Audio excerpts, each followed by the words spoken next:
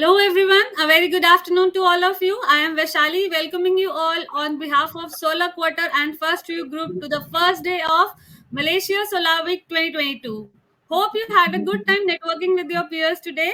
Now it's time to start with the conference, but before that, I like to take the opportunity to thank our sponsor, Platinum Partner Goodwe, for extending their immense support to organize this event. I would request my team to play the sponsor video now.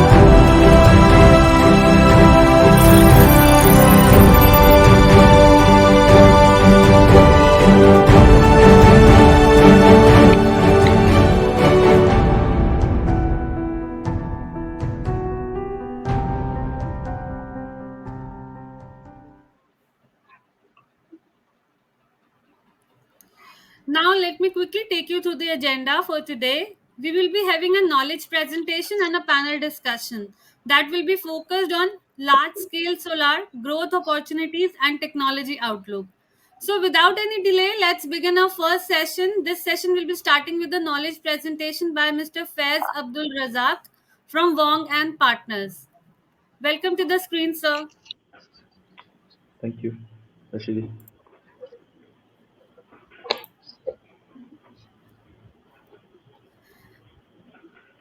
Priyanshi, can you share the chat? Thanks. So, hello everyone. Thank you for joining us today. So, I thought we'll start us off with a bit of information relating to the new National Energy Policy 2022 to 2040 that was announced by the Malaysian government and the impact that would have on the solar industry. Next slide, please, Priyanshi.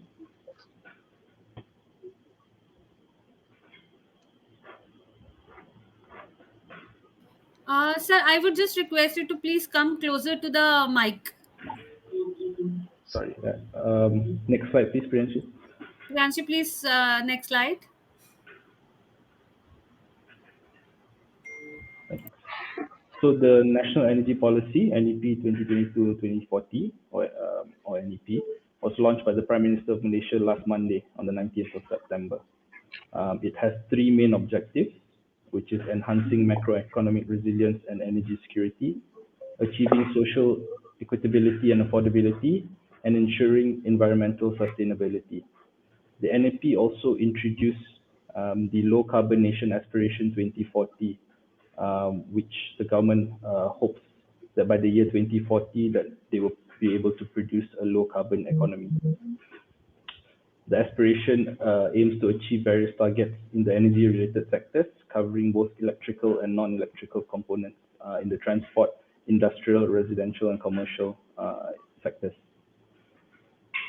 The aspiration also strives to have a higher penetration into renewable energy in the installed capacity and the total primary energy supply, with the phasing out of coal power plants by 2050. And it's expected to significantly impact the economic development of Malaysia with a higher GDP and more job creation, as well as an influx of green growth, foreign direct investment into Malaysia. So the NEP has been a long time coming as Malaysia looks to take steps to achieve its commitments under the Paris Agreement, where it has promised to reduce its greenhouse gas emissions by a certain percentage by 2035 and zero by 2050. The NEP sets out various action plans to achieve the aforementioned objectives, which covers the electricity industry, electric vehicle, hydrogen, fuel management, as well as energy efficiency. And the NEP also makes reference to a creation of a new Energy Efficiency and Conservation Act that will set out minimum energy performance standards for a range of energy-intensive industrial equipment, as well as establish mandatory energy audits for certain categories of energy consumers. This new Energy Efficiency and Conservation Act may be relevant to the solar industry if certain equipment are found to be regulated under this new act. Next slide, please, Priyanshi. So I've just set out here some key opportunities for the solar industry that was announced in the NEP. So firstly, long-term pipeline of large-scale solar projects to ensure domestic energy self-sufficiency and environmental sustainability.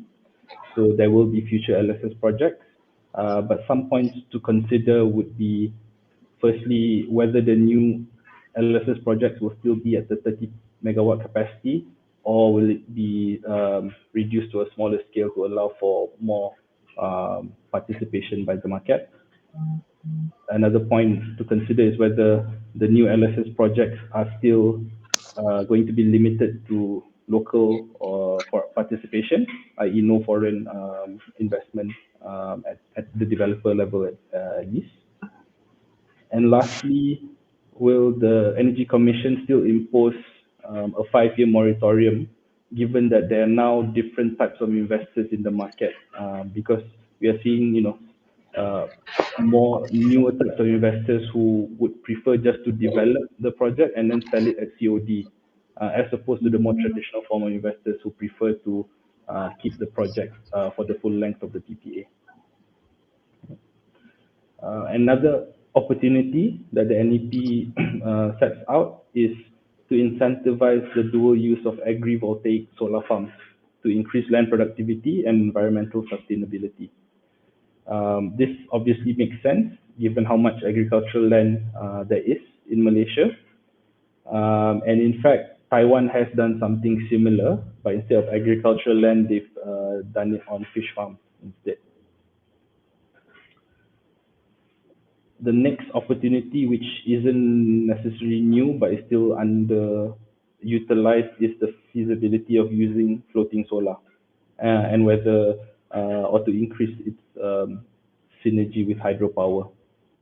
Right? Floating solar, of course, um, has the advantage of eliminating the issue of scarce or expensive land, which has been one of the major issues in large-scale solar developments in recent years.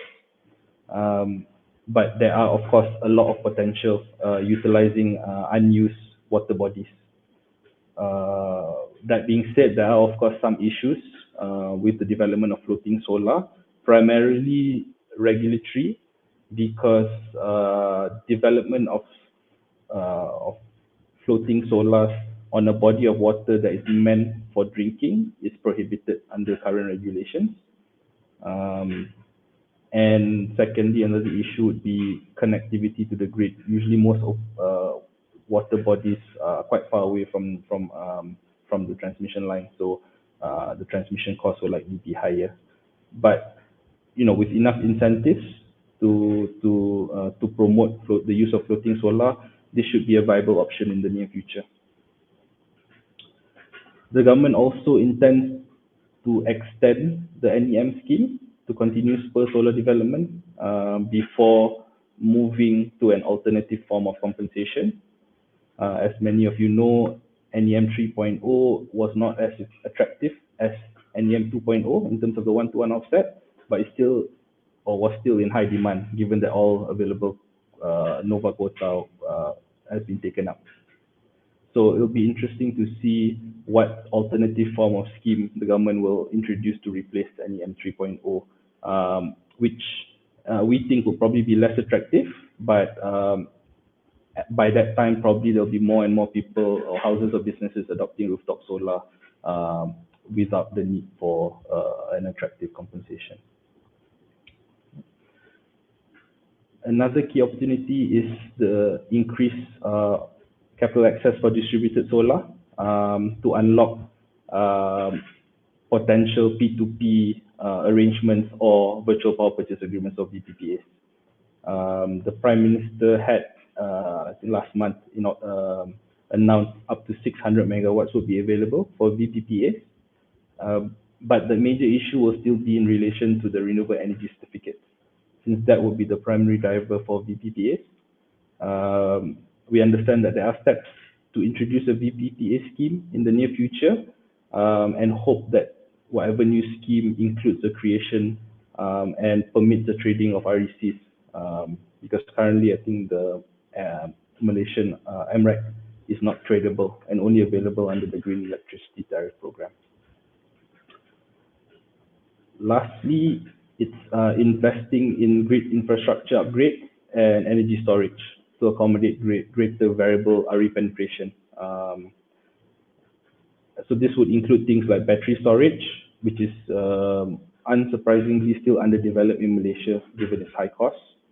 And I think something that a lot of the major solar players, especially large-scale solar players, are waiting for is third-party grid access, as that would enable more utility-scale solar farms to be developed outside of the LSS program. And there are definitely demand for renewable energy, especially in the data center industry, which is currently quite hot, a quite hot industry at the moment, and also demand from more and more companies who want to incorporate ESG compliance as part of their corporate governance.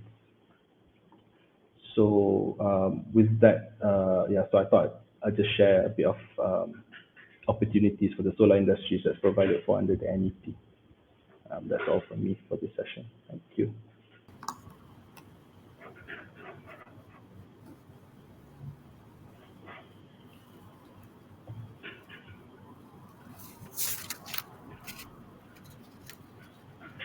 Thank you so much, sir, for the insightful presentation and for setting the tone for today's program.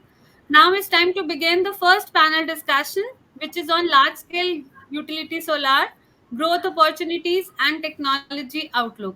Here, I would like to make a small announcement. Attendees can put the questions in the Q&A box. Our panelists will take those questions after the panel discussion. And to discuss this, we have in the panel with us Mr. KK Kong, Mako Engineering, SDN BHD, he is the moderator. Mr. Boon Heen Gyan, Leader Energy Pte Limited. Mr. Faiz Abdul Razak, Wong and Partners. Mr. Alvin Wong, Sunseep Group. Mr. Shore Jack, Christopher and Lee ONG. Mr. Milenkov, Hexagon Peak. Now I welcome all our panelists on the screen and request Kong sir to lead the discussion.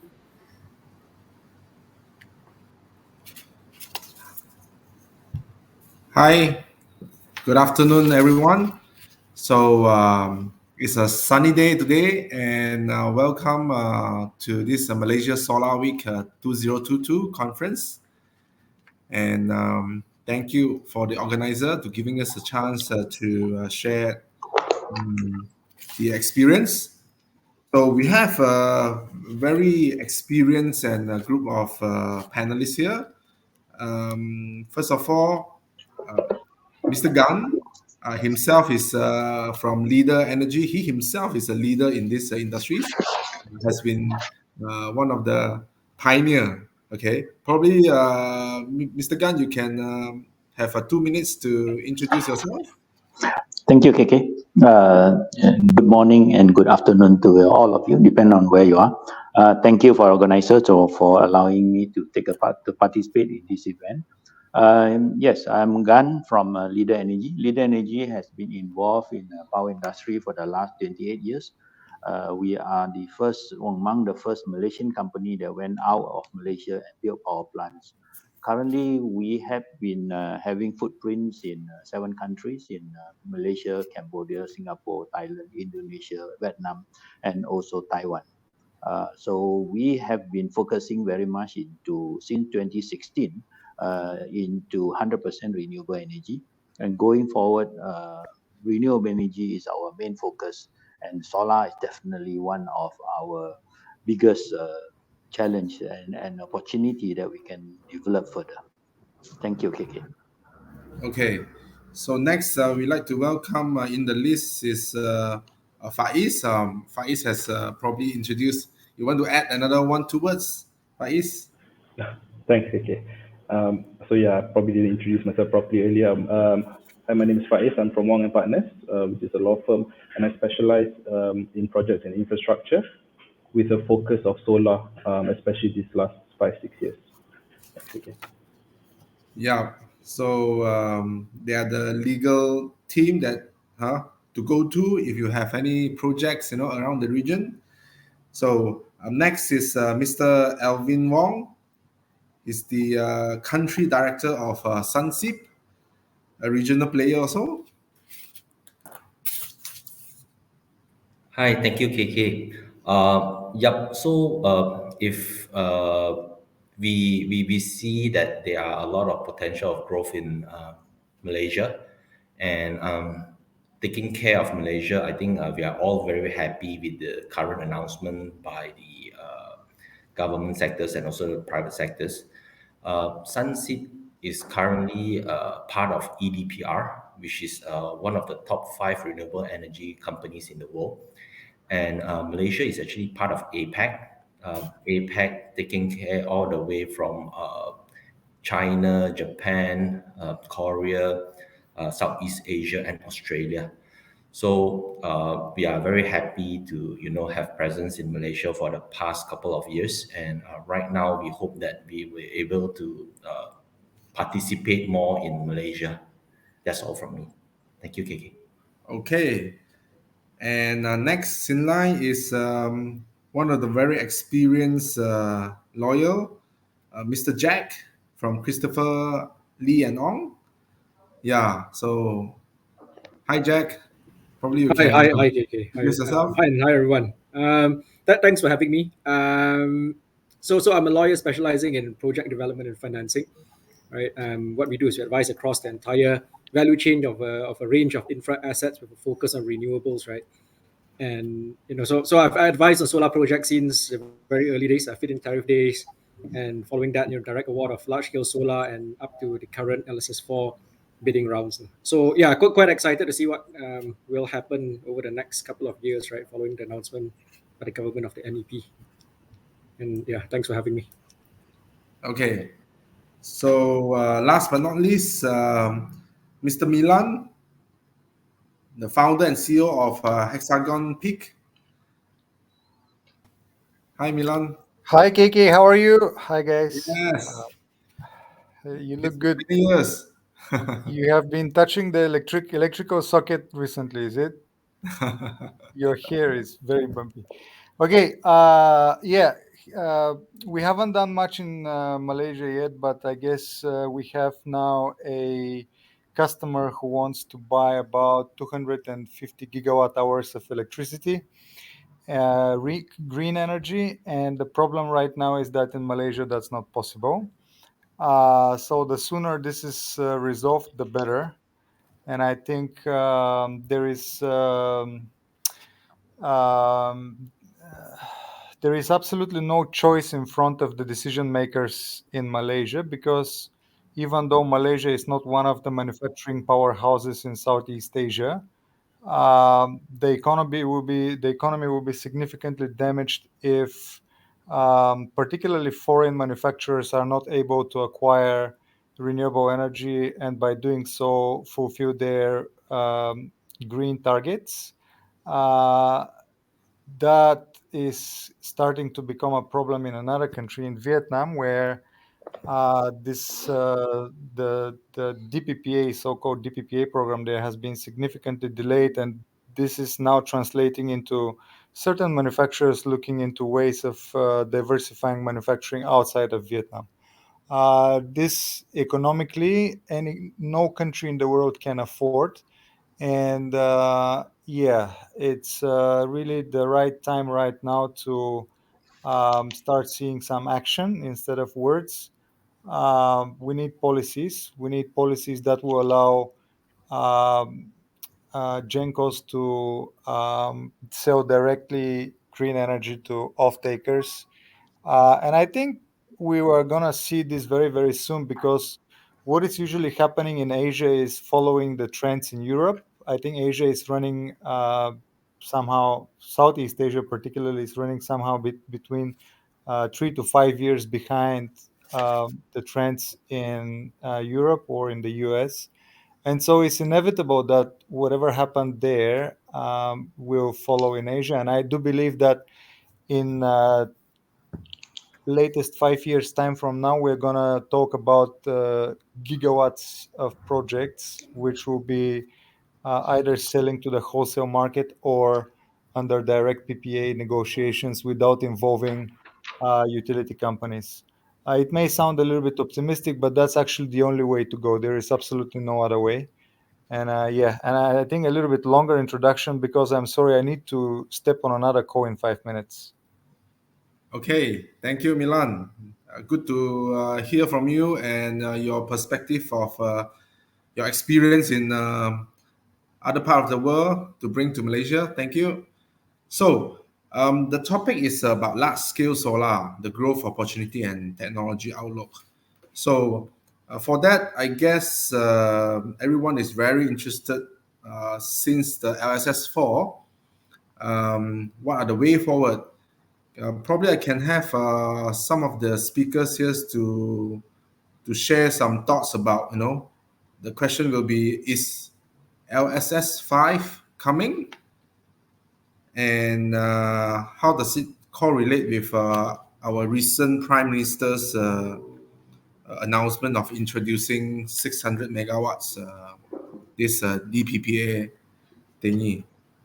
So probably Mr. Gunn and someone else can take this. Okay, I can take this, KK. Thank Thank you. you. I like what Milan had just said.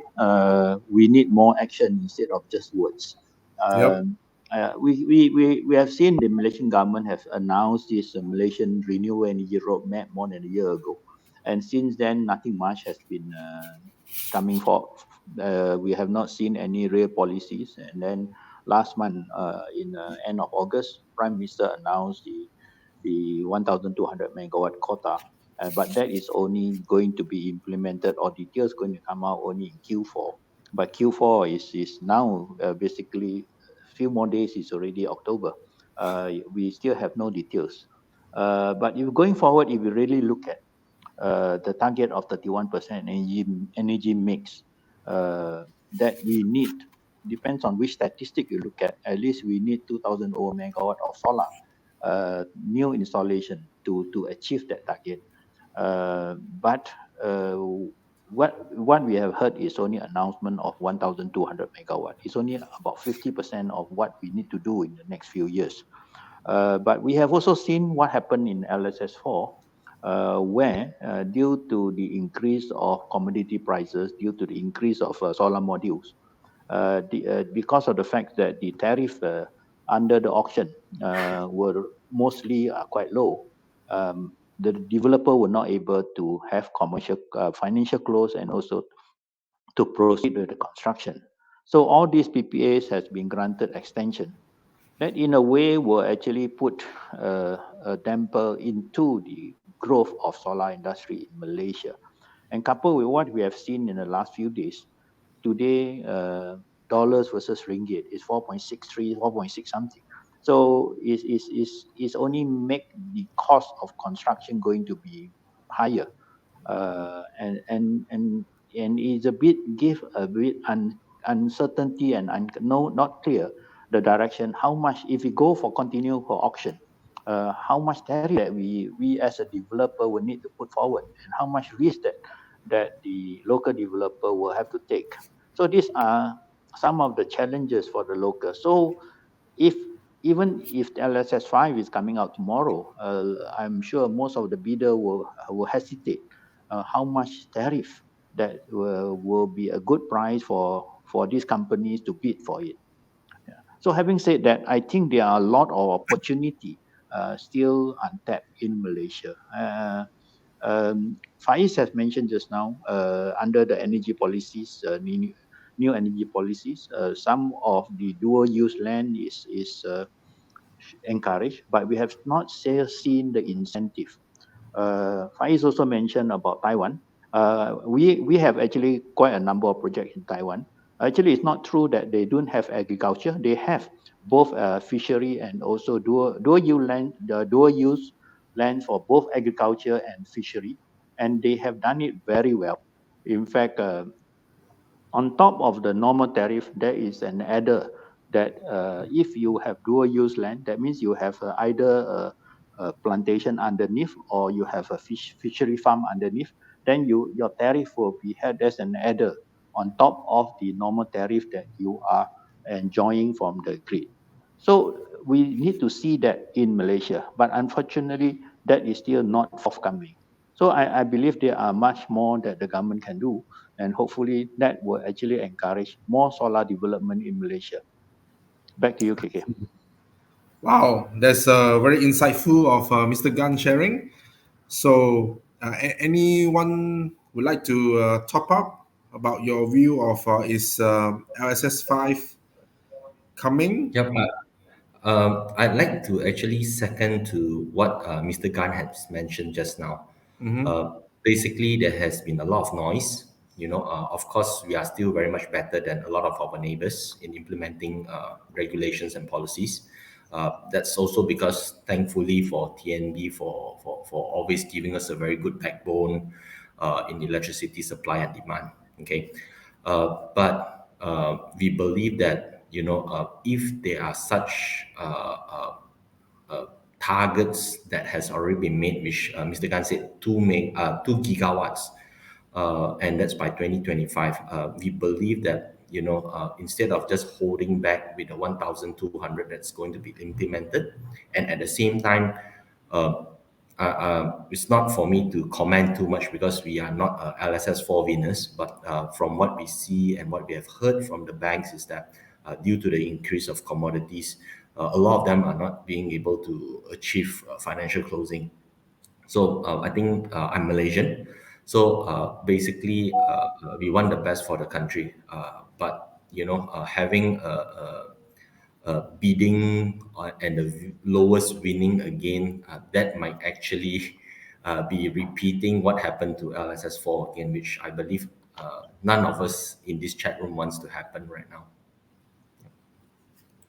Okay, so how about Faiz and Jack? Probably you can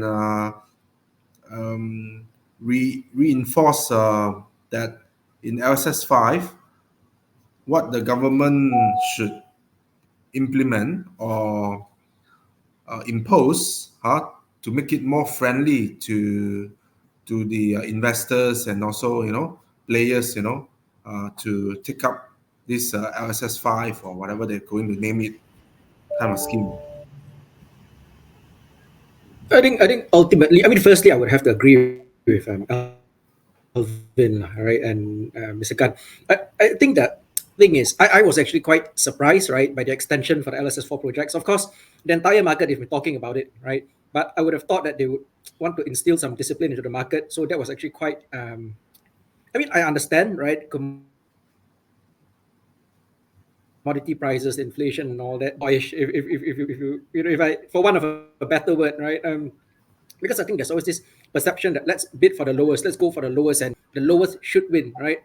And that is not necessarily the case because oftentimes they bid just to win, and then they will say, okay, what next, right? In fact, I was in a conference, I think in Thailand, right, a couple of 2 months back, right, and I met some foreign developers, and we talked about Malaysia, and they said, yeah, Malaysia is a good place, we're interested, but right, you guys are very weird. So I say, why? They say, everyone bids at for the purpose of just winning at whatever the cost is, right? So you don't.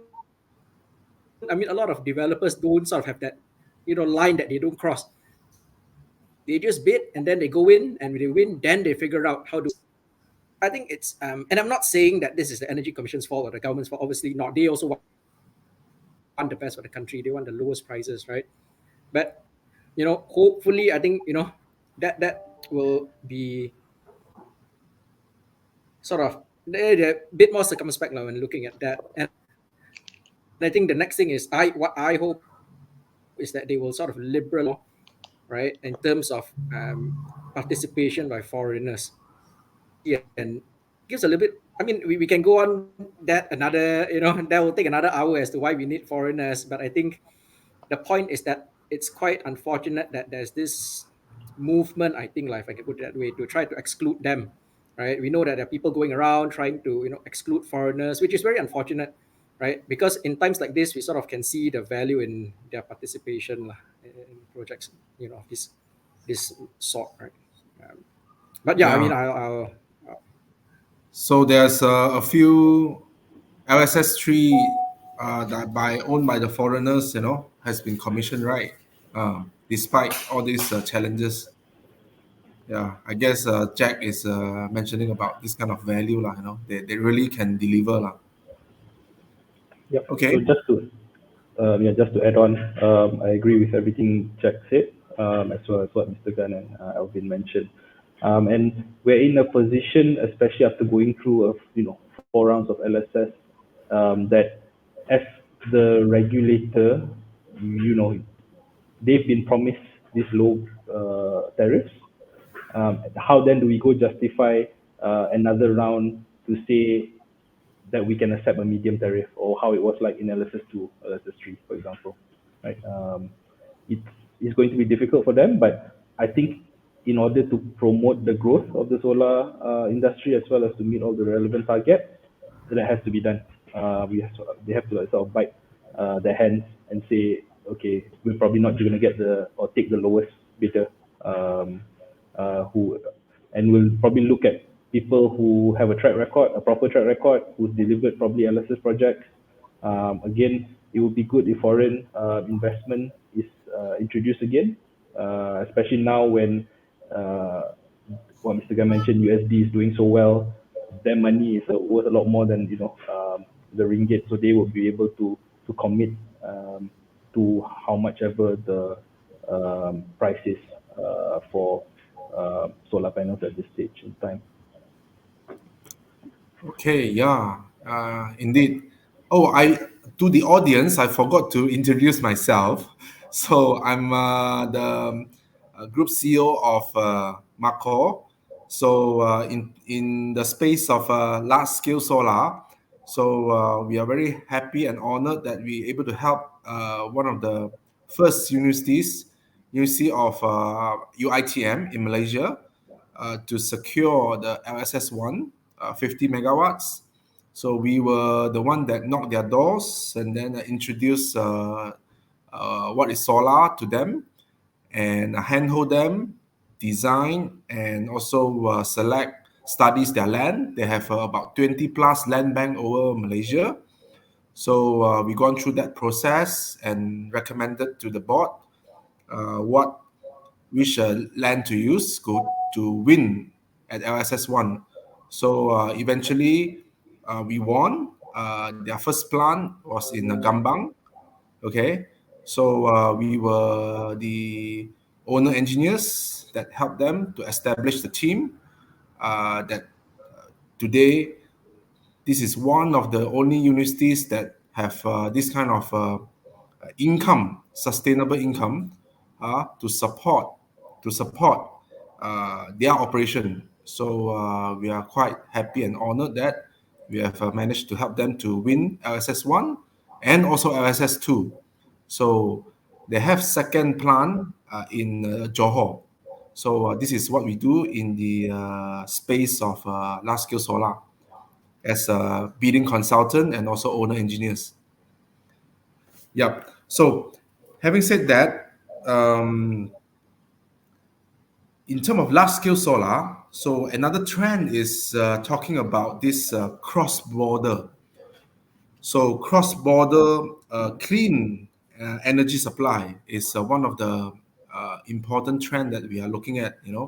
There are like examples. Australia is selling electricity, clean energy to Singapore. Okay, so this is one of the amazing projects that is ongoing.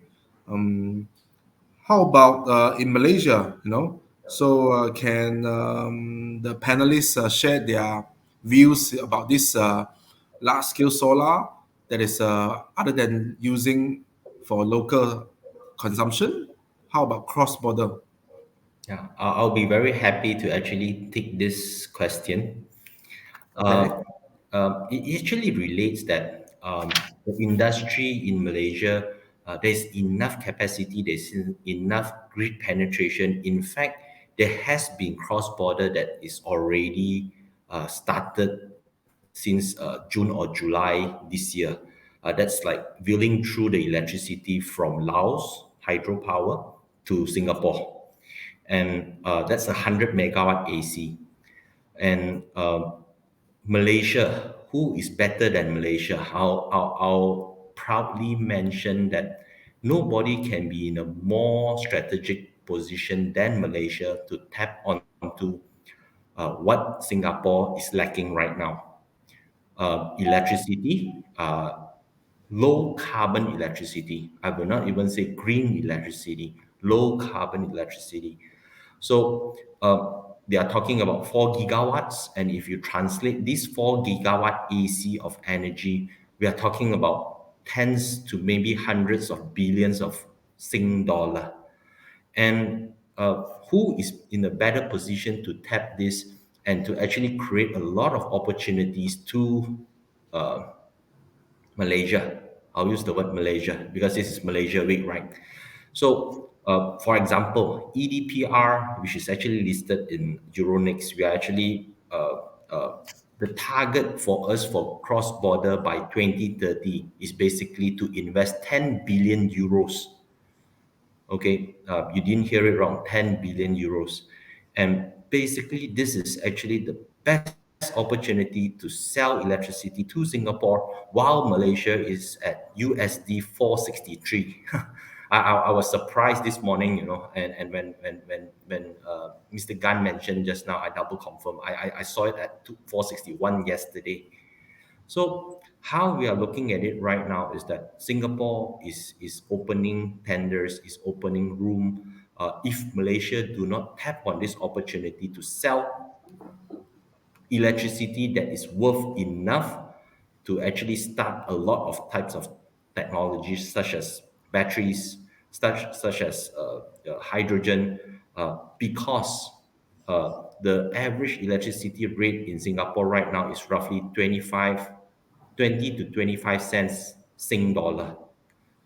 So instead of tapping onto the money of rakyat Malaysia, which our current cost of generation right now, if you look at S&P, is around 25 to 27 cents, versus 20 to 25 cents Sing dollar, which is almost triple of what it is right now. So in order for us to actually make this happen and create a lot of opportunities for everyone in this room, whether it's the lawyers, whether it's Mr. Gan, whether it's you, KK Kong, you know, uh, as long as there are projects, it's just like back in 1983 when everybody said that what's the use of plus highway, there's no revenue going to be generated now. Look at it right now. It's like the most used road in Malaysia right now. Whoever wants to go back to their hometown, they need to go through plus highway. So that's the vision that we see, and we hope that Malaysia is willing to be open, so that FDIs can come in, and so that all the Malaysians can actually tap onto these resources. Okay. KK, maybe I can add. Other school Yeah. of thought, Mr. Gunn? Yep. Another side of the story, or- Yeah, before Singapore buying 100 megawatt from Laos, actually Malaysia has started that 2 years ago. Malaysia now currently importing 200 megawatt of hydropower from Laos. But this ASEAN grid, which I said in one of the ASEAN energy conference last week, is a topic that I've been hearing since the 80s. For the last 40 years, everybody is talking about ASEAN grid, and I'm still have not really seen the fruition of that ASEAN grid. As an engineer, I'm definitely looking forward to have a proper ASEAN grid that can actually, if the whole ASEAN countries can share resources, there are a lot of opportunities. There are a lot of, for example, as we can see, Vietnam have access of solar energy. We have Laos, plenty of hydro. They have a potential of 20,000 megawatt. For the last 1 month, Singapore has been busy going around Laos, going around Vietnam, going to Cambodia, going to Sarawak, talking about buying renewable energy. Unfortunately, as Alvin just said, Peninsula, I don't use Malaysia because they are talking to Sarawak. Peninsula Malaysia is excluded from it. I know there are some discussion between TMB and Singapore now, but there is, I believe most of you all know that there is a regulation that forbid Malaysia selling renewable energy to Singapore, which I think that should be something that we really need to look into. Let's the whole ASEAN, because I'm also active in the ASEAN Center of Energy. I think this is one topic that they are also actively pursuing. I think we should work as an ASEAN, just like the whole Europe under the EU, the sharing of resources, sharing of energy. I think the same thing should happen in ASEAN as well. That's my thought on this, KK. I I see. concur Thank to you. that. Yeah. Yeah, thank you so much. Okay, so um, next is Milan here? Oh, I guess he left already. Okay, so um, in view of the rising costs of this asset, solar panel, due to the currency fluctuation and so on. Okay, what is the panelist view, on is there any other technologies or that can mitigate this kind of challenges? Okay, be it battery energy storage, or some smart grid management systems. So, have anyone's of here that have doing such a pilot test or projects in Malaysia or in the region? Probably Alvin or Mr. Gunn. Okay, I can comment on storage. Definitely is one topic that we are very keen. At the same time, I believe our Energy Commission is also quite keen to try it out. But unfortunately, at this moment, Malaysia government does not have a policy, or there is no incentive for us to put in battery storage. As we know that battery storage will actually increase your cost of product, capital cost. Uh, in order to put in additional battery, there is no what they call incentive. And at the moment, also Malaysia, the tariff, there is no peak and off peak, especially for domestic. There is no difference whether I consume the electricity daytime or nighttime. Unlike in certain countries, then there is a peak and off peak differentiation. Then there will be incentive for the developer or for project owners to store the battery during the low cost production time, and then you can actually release those energy during high peak. Then that is just benefit, they bring in the benefits to it. But at the moment, unfortunately, there is no incentive in Malaysia that encourages the developer to put in battery. But going forward, definitely, as we have seen, under the EIG, under the carbon footprint, and under the COP26, most of the country has committed to go for net zero, or even either carbon neutral or net zero by 2050. And also a lot of countries have committed to not to develop any more new coal plant, or either to stop all the coal generations. But we still need a source of base load. As we know, renewable energy, solar, is not able to generate during nighttime, and the generation of solar is not firm, is intermittent, depend on the weather. We definitely need battery, but we need encouragement, we need incentive from the government to install that, at least for the beginning, at the start.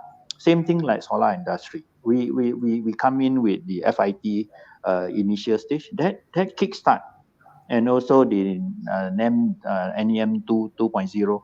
Those really kickstart the industry. Then of course, once the industry matures, then it can go on compete on its own. But at this moment, especially for battery, we still need some help from the regulatory. That is my Spot on. view. Yeah. Yeah. So in short, the technologies is quite ready. Just that our government policies is not really incentivize or also encourage the adoption of this. Yes. Uh, so Okay. okay. Um, for my side is that we've done quite a bit of off-grid. In fact, we were one of the first few to actually implement batteries in Singapore. In fact, we went to Singapore, and even regulators from Malaysia, they were enthusiastic to actually come and take a look and how all these things are being done. So at regulator level, I think they are more than happy to actually learn all these things. But again, the tariff, uh, Malaysia is actually very blessed. Our tariff are actually cost of generation is actually very low, and in order to kick off technology, which high technology equals to kind of like expensive capex, it needs to be an expensive tariff. And we look from the only way for us to extract or unlock this is to tap on maybe having a guideline or having a framework saying that, hey, Malaysia can actually participate in Singapore right now for the RE export, but later on, percentages of all these REs that are generated in Malaysia shall be actually used in Malaysia. So I think this will actually balance out the REX issue. This will balance out the land issue. This will balance out the ESG issues. And also, of course, this will actually mediate what MITI is trying to pull more direct investment to Malaysia, not only for power generation, green power generation, but also for manufacturers to come in. So I think with certain hybrid, which I believe Jack and Faiz, they are the best people to talk to on this, that maybe certain understanding or certain clauses that are put in here that it will still, whatever generated in Malaysia, of course, it goes to Malaysia, but of course, it has to be fair enough that whichever investor who invests in it, gets to recover their cost first.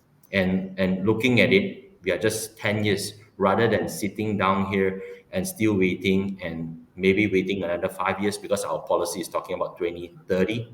So that's like another 8 years from now. So instead of that, maybe we can take a helicopter by leveraging on our neighbors to actually kick off this battery energy system.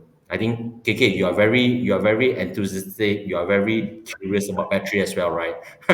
Yeah. I mean, it's the best friend for solar.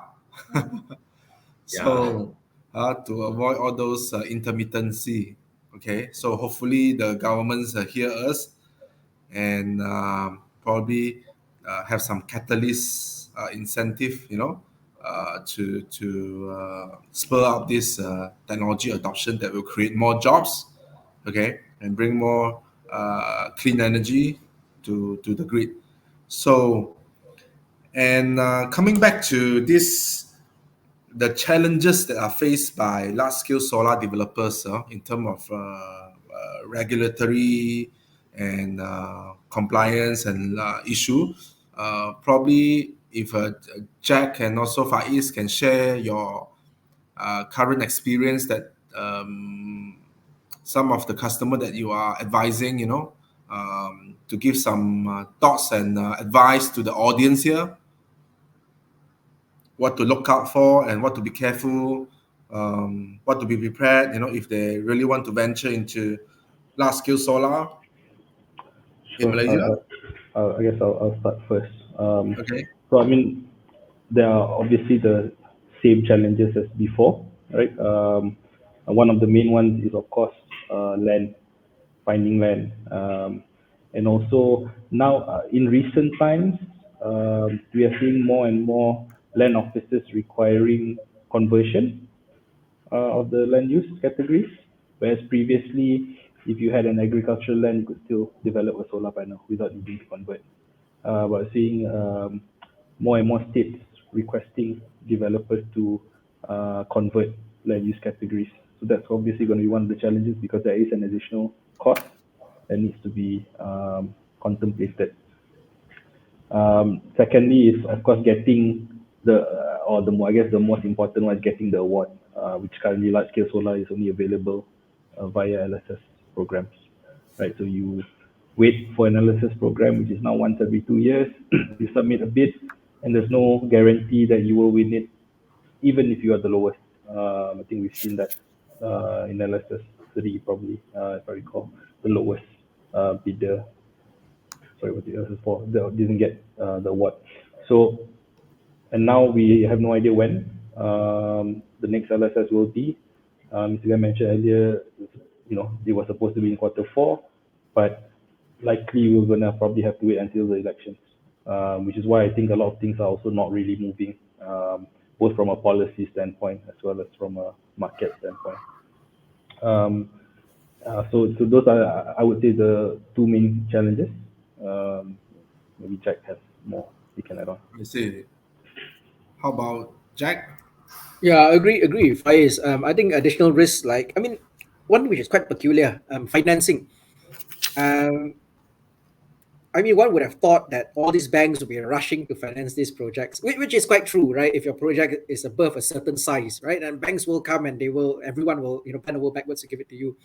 But I think, sometimes some projects are neither too big or neither too small, and banks have their own sectorial limits, they have their own, customer limits and whatnot, and they're only, I mean, not a knock against any of the banks, but there are a set of banks that are more able to finance, right? The rest are probably not that they're not ready to, but they're a little bit more cautious, right? So in that case, that smaller projects, they will sometimes struggle to get financing, right?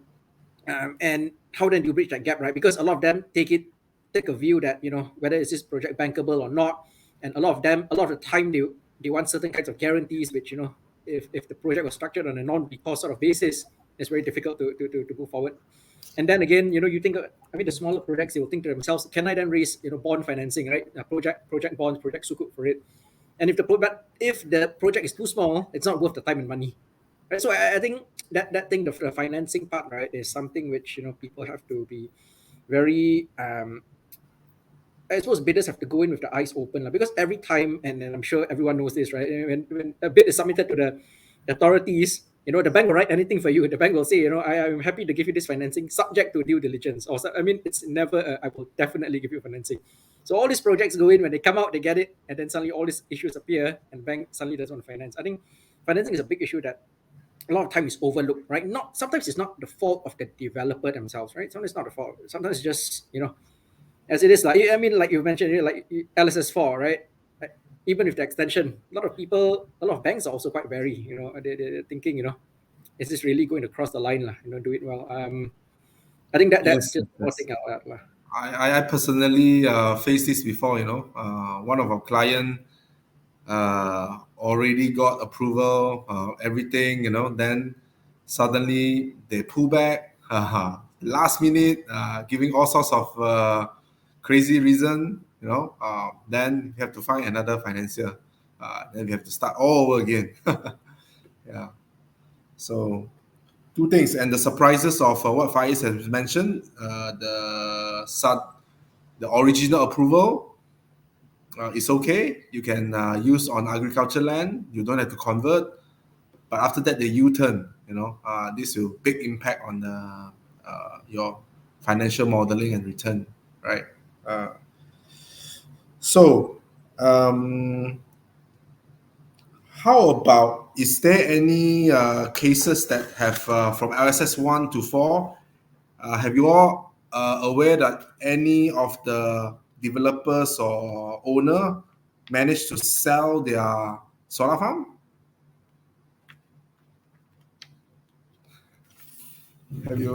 Can anyone share some this interesting?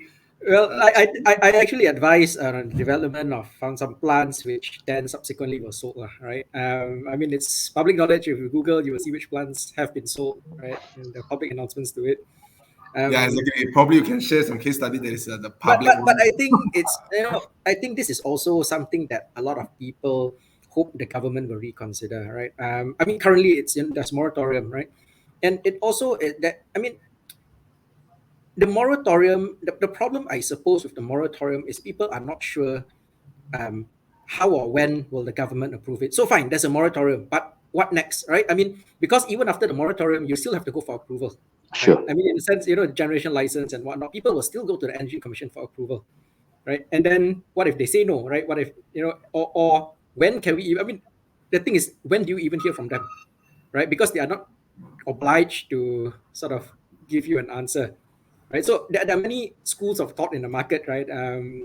I don't know if Aisha has the same school of thought with me or not, but there are many schools of thought, and we've spoken to fellow lawyers. Everyone takes a different view as to when you can proceed or not. But I think it will be helpful to sort of open it up. I think for a simple reason that if you look at the FIT market, right, there is a whole, there's all these limits, 30 megawatts, right, on a corporate basis, 5 megawatt on an individual basis.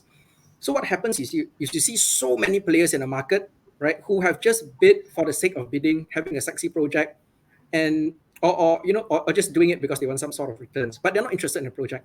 And after a couple of years, these plants are all in, I wouldn't call it disrepair, but I remember I visited some, right, the grass is all just overgrown, but they don't really care, right? To them, as long as they meet the minimum numbers, right? I mean, the O&M guy, whether he does it or not, the owner doesn't even know what's going on, right? Because these people, I'm not saying that they're not serious people, but they're just not industry players, right? Industry players will take a very different approach, I think, to this. And I think that there is a sort of like a benefit in opening up the market for, you know, um, transactions. Lah.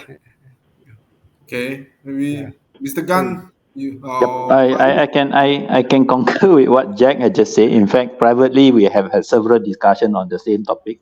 Uh, but you see, to the authority, they view that this large scale solar as a privilege if you win it. But gone are the days when during FIT days when the tariff were actually subsidized. But you see today the tariff that TMB is paying us is lower than what TMB is paying to the thermal IPP. So our tariff that the developers are getting from TMB is not more subsidized as such. So it's not more a privilege sometimes. That is why, and then we see a lot of new non power players entering into the market. We see a lot of developers coming into the solar industries.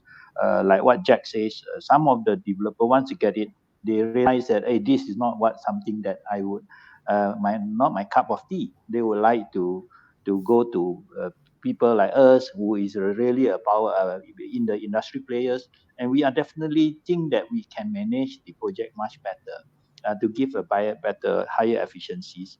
That should be some relaxation by the authority that allow this type of transaction. But of course, I think they also want to discourage people to come in and flick just to make some money. But that I fully agree. But then the thing is, for the serious case, for the actual genuine cases, that should be certain leeway and certain considerations. Yeah. So Mr. Gunn, how many have you bought? That we can talk outside this. Yeah. Just sorry, So KK, just to add on the moratorium, it's actually a legacy thing from the conventional PPAs. Right? And back then, I mean, one school of thought, obviously Mr. Gan mentioned it's a privilege, so they don't want people to abuse that privilege. Another school of thought for the moratorium is that for conventional plants, it's a lot more technical. It's a lot more work that needs to be done. So whoever develops it needs to stay on for at least the first 5 years, the critical years. Whereas for solar, it's not as complicated as a conventional power plant, right? You can even operate it remotely. So the need for the moratorium, then, is it, the question is, do you still need it for solar, right? So ST should probably look at this again. You could probably have it, but again, whenever someone comes for a request to change or to sell, they should consider it, or to take that into consideration essentially. And of course, the other things that, at least from our perspective, is that whenever we want to replace, or whenever a transaction happens with a foreign investor, then ST becomes a bit more, reserved. If it's a local investor, they're a bit more willing to to to consider. So again, uh, if in a case where a foreign investor is replacing an existing foreign investor, we don't see any reason why they should take a different position, especially if the incoming foreign investor can show that they are financially capable, they have a good track record. Same for a local investor. I think that's the criteria. It shouldn't matter where you're from. It should matter whether you have technical and financial capabilities. So hopefully, this is something that they will look at in the future, and we'll see more and more transactions. Again, this is all for the betterment of the industry as a whole.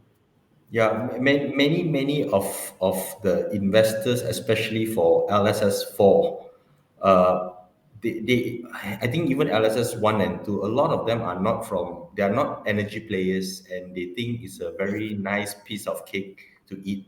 But because the project takes about 3 years to kick off, maybe 1 year down the road, even their core businesses are having a little bit of problem.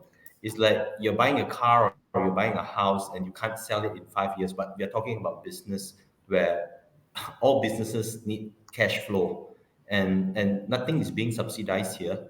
So we believe that it should be given the rightful owners to have a say, or some leeway to actually sell their plants even in between of moratorium. I see. Good point. So um, we still have like what, half an hour? Anyone would like to suggest any topics to discuss? I can touch on a little bit on what Faiz mentioned just now under the energy Mm-hmm. policy, and what end of last month, what our Prime Minister have announced on the Mm-hmm. virtual PPA. Okay. Definitely, there are a lot of interest among the off-takers, especially the multinational companies. They are looking at the green energy.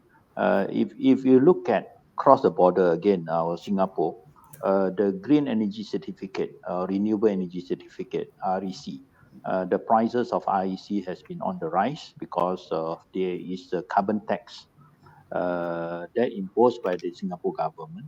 That in a way push a lot of multinational companies going for green energy. And as we know, Singapore there is a limited size of land to build solar plant. So the renewable energy certificate cost has actually gone up, shooting up the roof has gone up more than 3-4 times since 2 years ago.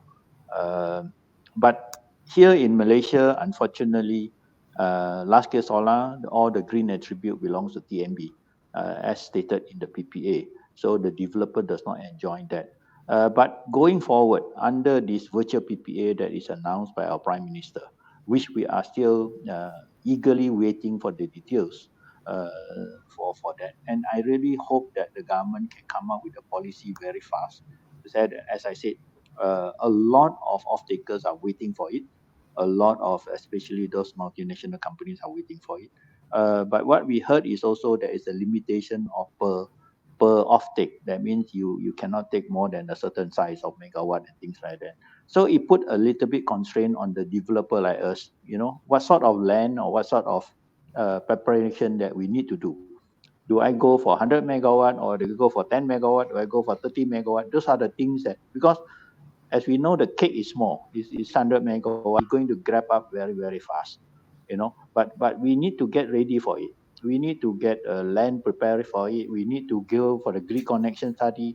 So all these things, but I do not know what size that I need to be prepared. So I really sincerely hope that the government can come up with this policy fast, and also enlarge the 600 megawatt quota to a much bigger uh, size in order to meet the target of 31% energy mix by 2025. That basically, I hope that that will be done soon. I see.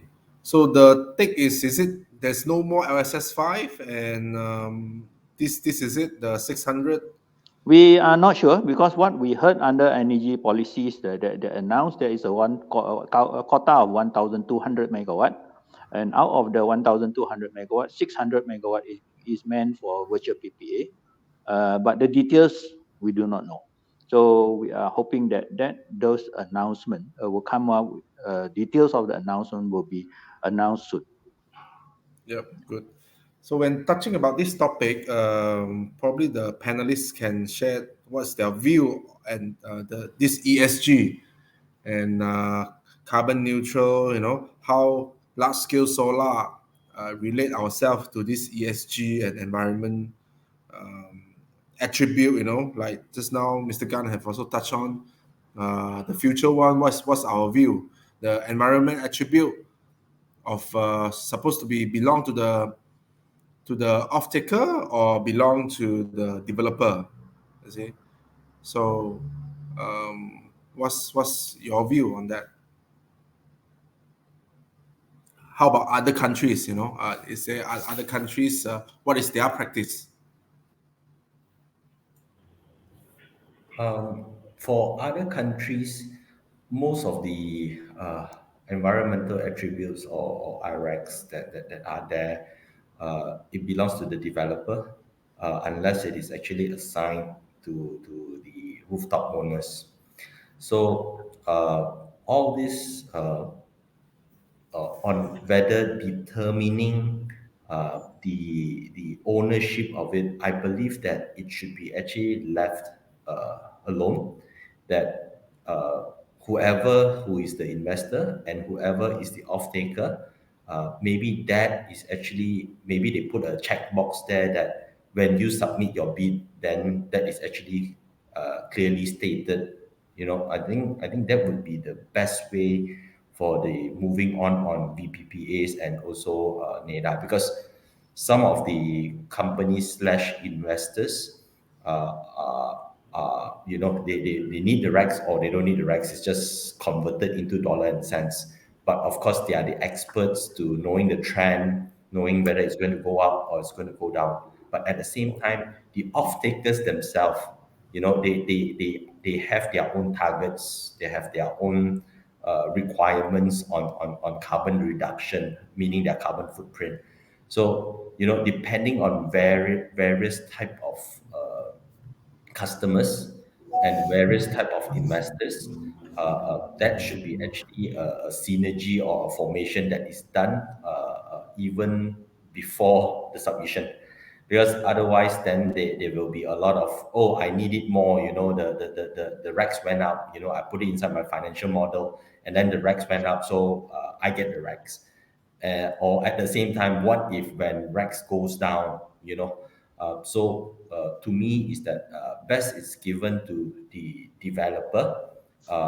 Reason is because they are the ones that will actually take all the risk. But of course, if there are actually any off-takers who has similar specialists on understanding this and are willing to take the risk, we are more happy to hear that. It's just like how people are talking about CFDs, whether it's a strike price, whether it's going to be like anything that there is a contract offsets.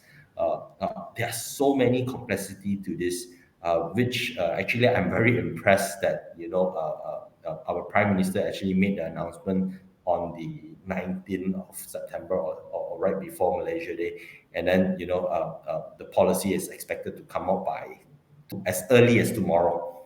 So, I think there's been a lot of homework being done by the regulators, but at the same time, to the depth of how deep it is, we hope that is pretty well prepared so that there is no catastrophe and there's no people losing money when they join this VPPA or NEDA or LSS5, whatever you call it. Yeah. Okay. How about Faiz Yep. or Jack? So, so this is actually an interesting topic because I remember when rooftop solar was still new in Malaysia and I was negotiating on behalf of a client. Um, like Elvin mentioned, developers will usually take it or have the right to the RECs. But whenever we ask for it or I ask for it, they had no issue, no pushback in just letting us have it or letting the off-taker have it. Um, Again, because at that time the consideration was different. They're not looking at trading; they're just looking at supplying electricity. So I agree with Alvin that it should be something that is to be discussed, and in the context of a private negotiation between off-taker and developer, that should be a commercial item to be negotiated, right? The off-taker may need it to meet their own ESG requirements. The developer might need it because it's additional income to sell. And so because it's a negotiated item or it can be a negotiated item, then you can come up with all sorts of mechanisms. So maybe it's on a sharing basis, 50-50, for example, or some party gets a slightly higher cut than the other, or developer takes it or off-taker takes it. So it's going to be really interesting to see how this particular topic progresses in corporate PPAs, and something I look forward to seeing. Yes, yes, yes. With the recent awareness after the COP26, and also if what we have seen recently under Bursa Malaysia, ESG reporting is one of the reporting format that you need to report. So definitely going forward, more and more company will really want more so-called REC or green energy as part of their so-called decarbonization program. So that is something that, as Elvin said, it should be left to the market. Let the developer and the off-taker discuss about it rather than mandatory put inside. It's just one-way traffic. Yes, yes. So, and we are seeing, like the GETS, that promoted by TNB, it has been snapped up, it's within a few months, all has been snapped up. So, yeah, the demand for this environment attribute is really growing very fast. The awareness is there. We have client that asking, where can I get more? So this kind of stuff. So we look forward that the government policy and also the um, the infrastructure, on supporting this more open, so that the industry grow, the jobs grow, the technology grow. So talking about the technology solar farm, the panelists, is there any something that is can we have been talking about bifacial and then also a tracker system. This was has been around for a few years. How are they faring? There are a few projects that is um, adopting these technologies in LSS 2 or LSS 3. LSS 4, I guess there's a lot that is planning for that also. Probably the panelists can share their experience, and their view on is it really worth paying extra premium to implement those technologies? How about Gan? Do you have any projects that is using this kind of stuff? I'm sorry. Can you repeat your question? Or the question is, now we have been hearing a lot of people saying that, claiming that if you use a bifacial solar or tracker system, you will actually increase your LCOE kind of stuff. Yeah, two things. Bifacial and tracker. Okay, tracker, of course, as you know, that you would definitely okay, depends on location again. It will definitely increase a little bit of your output, but it depends, as I said, depend on location of your plant. But then, as we also know that for tracker system, that you need a much bigger space of land.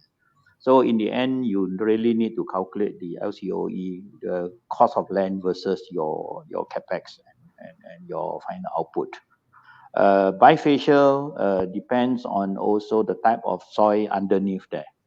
If you have a sandy soil type of land, then the reflection petrol index is higher, then you get a better output. But if it's a dark pit soil sort of land, the reflective index is less, so that then the additional output might not be good.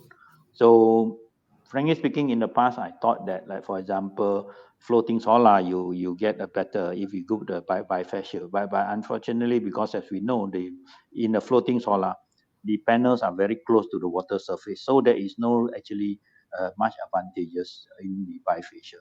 But again, as I said, it is very much site specific, and you really need to calculate the whole LCOE of the projects before you deciding on those technologies.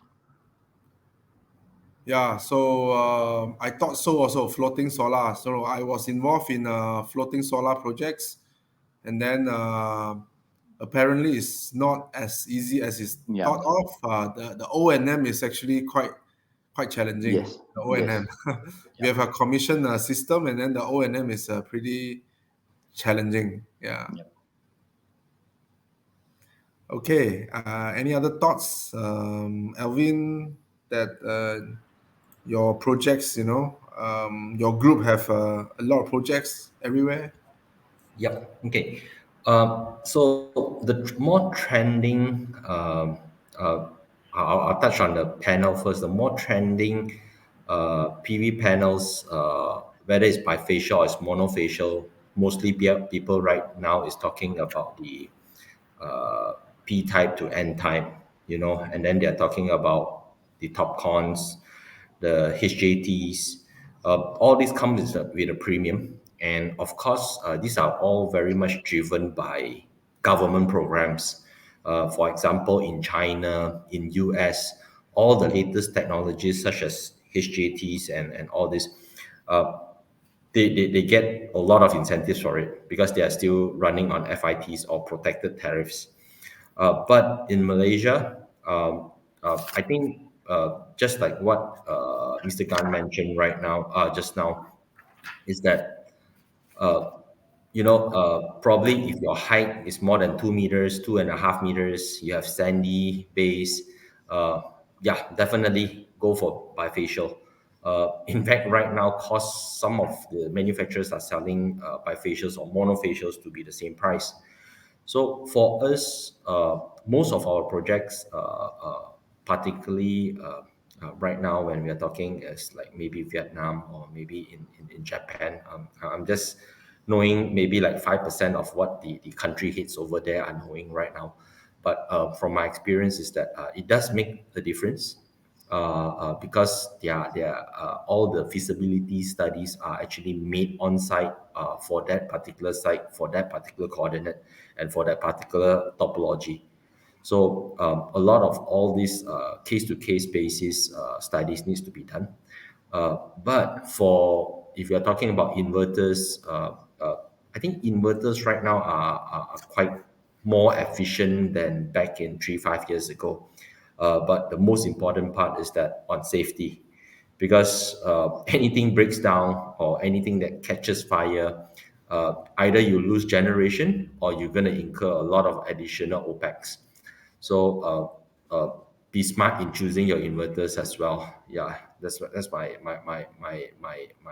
my experience from it. Yeah. Okay, so okay, yeah. Before we end this, before we take any Q&A, anything else that the panelists would like to add?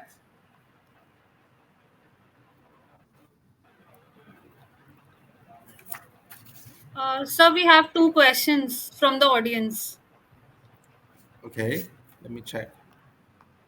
Should we take that question? I'll just show on the stage, sir. Okay. So, for future solar opportunities, will it include battery storage as well? If yes, there are separate tariff for the energy storage portion. As of now, there are no incentive, as the previous speakers have mentioned. Um, there are no incentive for now. We are actually looking forward, and the industry has constantly feedback to the regulatory that we hope there will be some incentive, for us to bring in some new technologies, okay, so that it can be catalyst on more advanced solution for this clean energy adoption. So, in short, at the moment, no. So we have another question.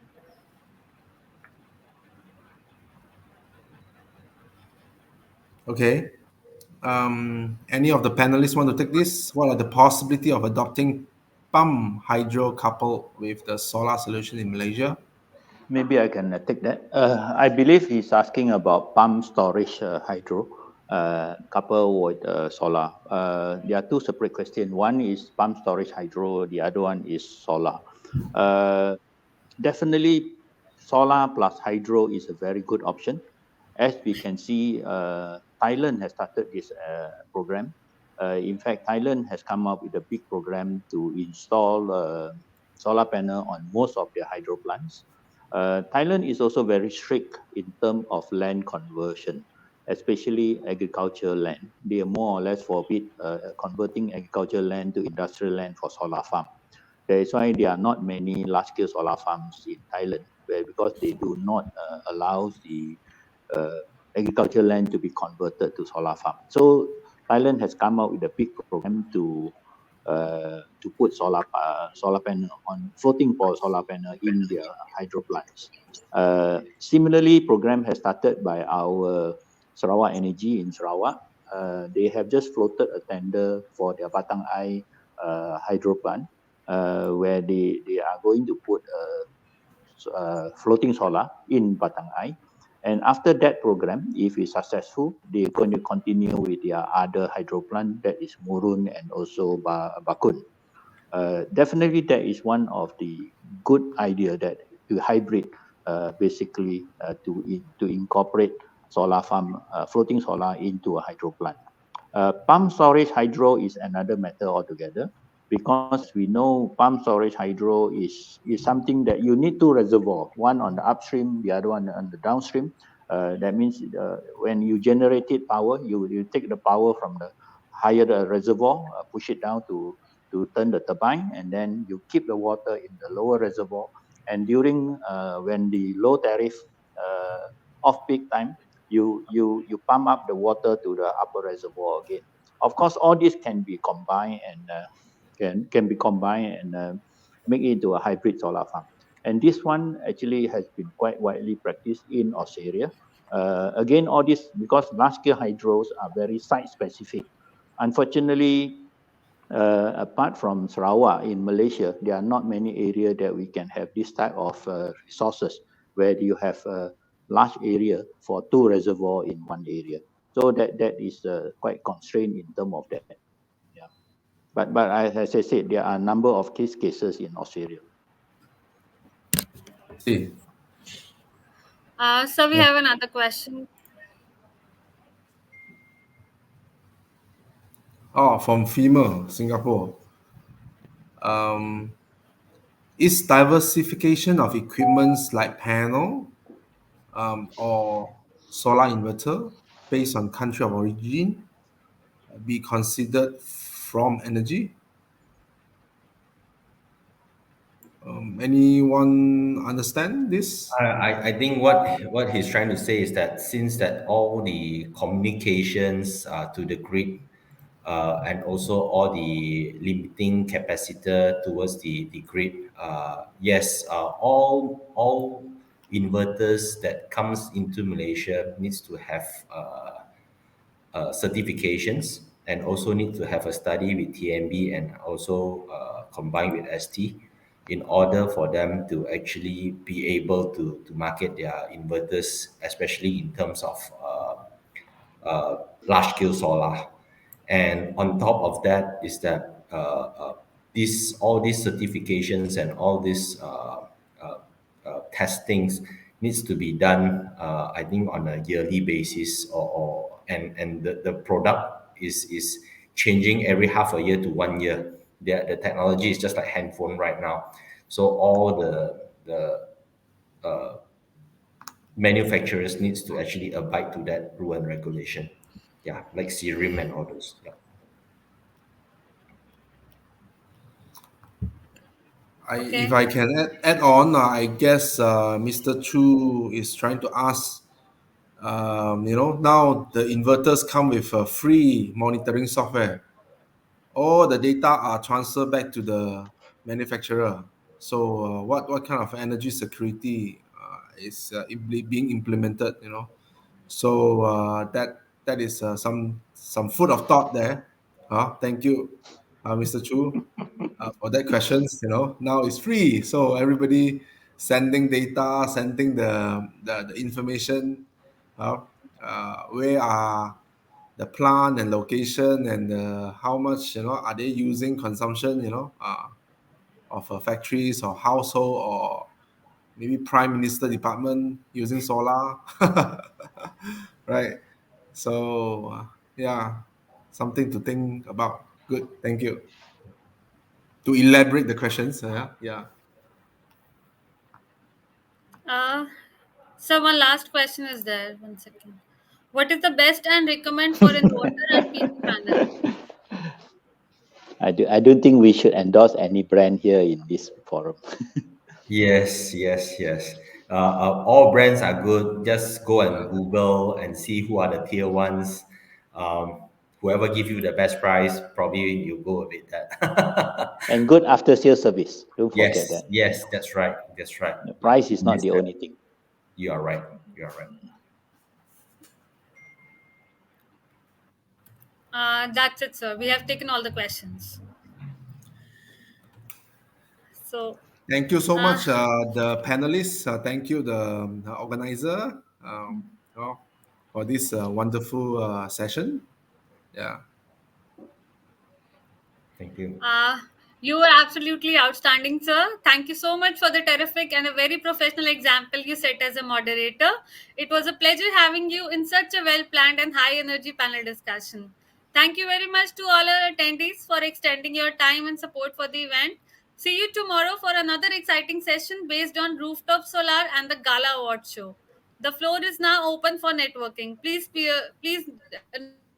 network with your peers.